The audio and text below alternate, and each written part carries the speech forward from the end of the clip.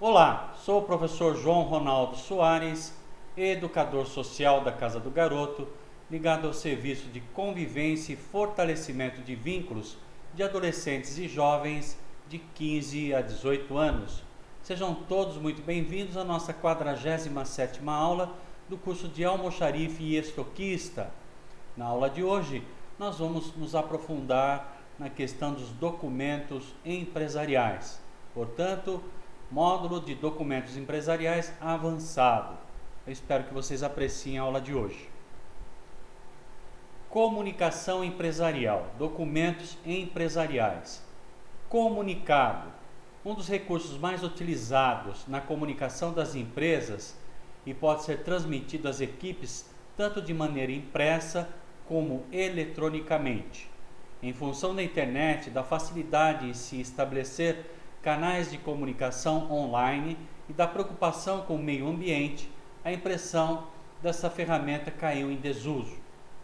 Mas será que todos os funcionários têm acesso a e-mails ou site da empresa? Será? Dependendo do ramo de atuação da empresa, certamente não. Por exemplo, devido ao número crescente de casos de Covid-19, coronavírus, a prefeitura de uma cidade preparou o seguinte comunicado, divulgando-o em seu portal institucional. No entanto, visando atingir toda a população do município, enviou cópias impressas do comunicado, pedindo que fossem afixados em todas as instituições da prefeitura. Com isso, todos tiveram acesso à informação do comunicado. Nesse comunicado, podemos identificar a modalidade textual, instrução ou injunção. Então, vamos ver o comunicado da prefeitura. Comunicado. Comunicamos que o ambulatório municipal localizado na Rua Santo Antônio 258 terá as atividades suspensas e permanecerá fechado de 24 de junho a 3 de julho. 2 funcionários testaram positivo para o Covid-19 e, por precaução, decidiu-se pelo fechamento do prédio durante o período de 10 dias. O local passará por desinfecção e as consultas agendadas serão remarcadas. Frisamos que os funcionários que tiveram seus resultados positivos não são moradores de Santo Antônio da Posse. Desta forma, não entram para a contagem de casos no boletim do município. Santo Antônio de Posse, ok? Então temos um exemplo aqui de um comunicado de uma cidade do interior, né? Mostrando a necessidade de fechar o ambulatório por causa do surgimento de alguns casos, né? Então nós vimos que esse tipo de comunicado ele pode ser impresso ou enviado eletronicamente por e-mail. Documentos empresariais. Isso nos leva mais uma vez a lembrar dos canais de comunicação, pois para cada público a ser atingido será necessário utilizar o mais adequado. Comunicado interno. Pesquisa sobre clima organizacional. Informamos que faremos uma pesquisa sobre clima organizacional nos meses de setembro e outubro nas unidades de São Paulo, Rio de Janeiro e Paraná. As equipes de RH, a equipe de RH será responsável pela aplicação, os funcionários não serão identificados.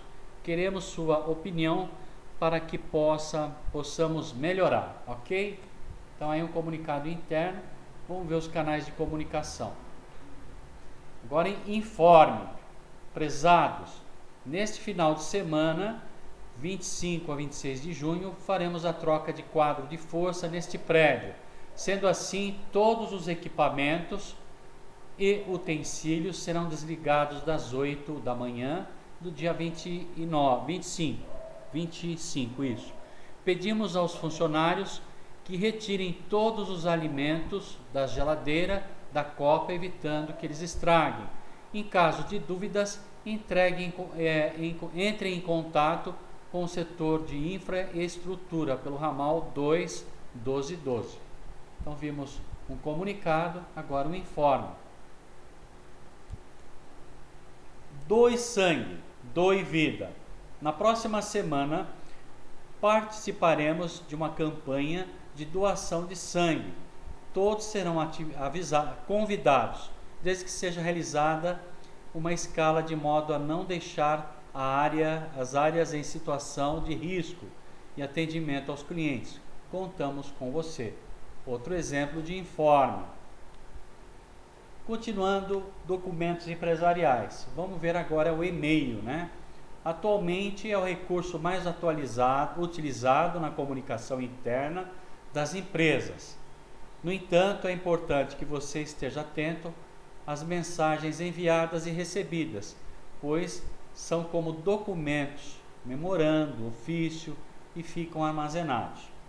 Diferencia-se dos textos habituais pelo tom mais informal e pela concisão. Sua característica básica é o acesso rápido dos destinatários às informações que se quer transmitir. Ao redigir um e-mail, é necessário tomar alguns cuidados, evitando-se abreviaturas constantes que transformam o texto em código, né? Nem sempre as pessoas sabem o que significam as siglas. Palavreado incompatível com a linguagem da empresa. Gírias, palavrões, né? Maneirismos. Então tudo isso deve ser evitado. O uso de caixa alta. O que é caixa alta? Quando a gente escreve tudo em maiúsculo. Ela dá a impressão de que a gente está gritando, né? Emprego exagerado de palavras estrangeiras. Upgrade, né? Stand-up, né? Evitar essas palavras. E redação de textos longos. Se eu tiver que mandar um texto longo, não é por e-mail, certo, gente? Vou construir um ofício, um memorando e vou mandar para a pessoa ou para o departamento. Conheça os 6 erros mais comuns ao enviar um e-mail corporativo. Vamos lá? Em meio a um dia atribulado no trabalho, é comum que os profissionais encaminhem ao menos um e-mail corporativo com pressa, sem prestar muita atenção à linguagem utilizada. No entanto, recomenda-se mais atenção nesse tipo de comunicação, pois a reputação do remetente se constrói com cada mensagem enviada. Lembre-se, a reputação é o respeito, né? Que a pessoa tenha, consideração, né? Por isso que é importante essa construção de um perfil profissional sério.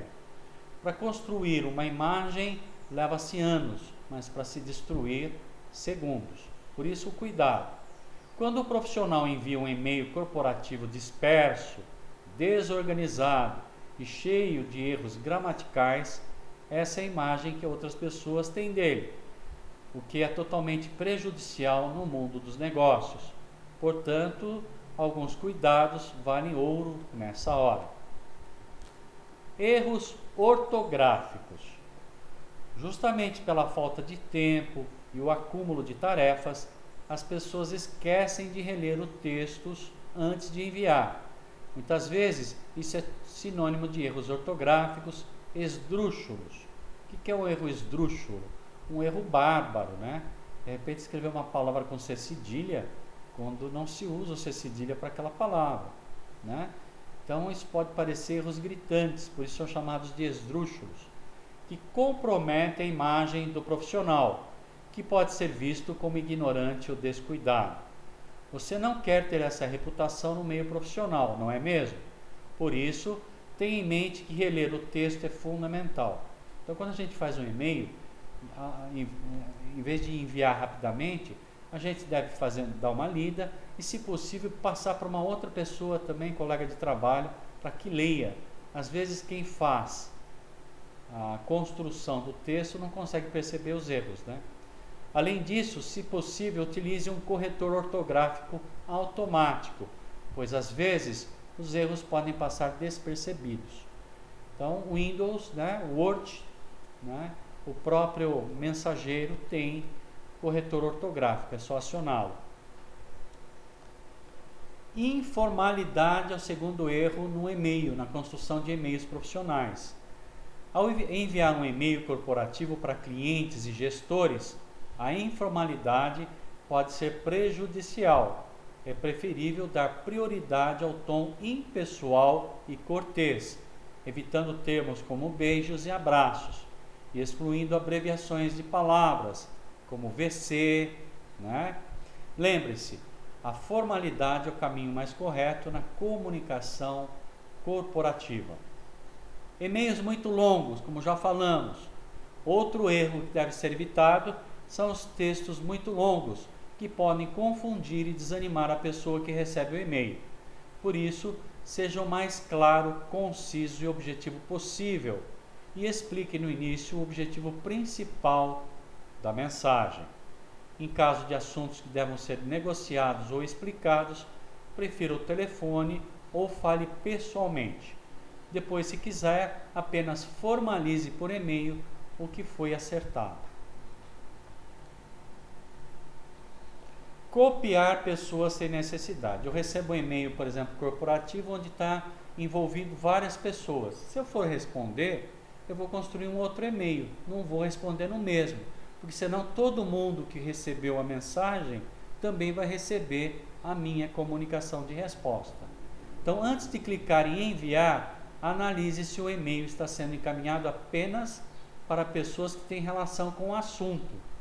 Encher a caixa de entrada de profissionais que não tem nada a ver com o tema é desnecessário e gera incômodos até mesmo para o remetente, que receberá muitas respostas de volta. 5. E-mail corporativo para uso pessoal. Eu não devo usar o e-mail que a empresa me dá para assuntos particulares, tá certo? Utilizar o e-mail corporativo para tratar de questões que não se relacionam ao trabalho é fazer uso inadequado da ferramenta. Portanto, para se comunicar com familiares e amigos ou cuidar de assuntos particulares, utilize sua conta pessoal. Inclusive, as redes corporativas podem estar sendo monitoradas, tem empresa que monitora, mas um motivo para utilizar cada e-mail para um fim e preservar sua imagem. 6. E-mails desnecessários. Encaminhar mensagens que não contêm assuntos relevantes é um erro e resulta em tempo mal administrado. Por isso, envie e-mails corporativos apenas quando for necessário, evitando uma comunicação excessiva que pode atrapalhar a produtividade no trabalho. Coloque as dicas em prática. Com essas dicas em mente, você pode melhorar a comunicação com outros profissionais e criar uma reputação positiva perante os colegas. Por isso, não esqueça, sempre revise o e-mail antes de enviar. Encaminhe mensagens apenas quando necessário e evite a informalidade para tratar de negócios. Continuando aqui, documentos empresariais, e-mail, vejamos alguns exemplos de e-mails inadequados e adequados. Então aqui nós temos um e-mail inadequado, né? Assunto: renovação de contrato com o prestador de serviços. Prezado senhor A, bom dia. O senhor lembra das orientações que passou sobre o prestador de serviço André Abarca? Então, isso que a renovação do contrato do prestador de serviços André Abarca foi realizada conforme suas orientações.